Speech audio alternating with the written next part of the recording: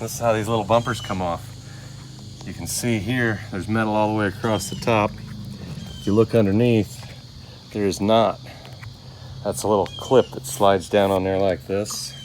So we're gonna take our pliers, get on the top of this and beneath that and slide it up.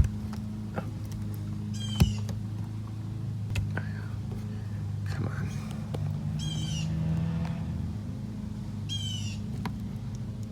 One side then the other sometimes.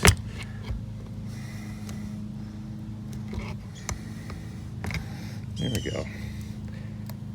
Yeah. And then we can get at the screw right there to take the rest of it out.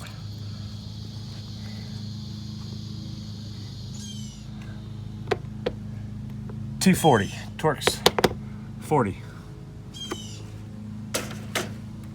Zoom, zoom. Except they didn't bring a socket big enough for that.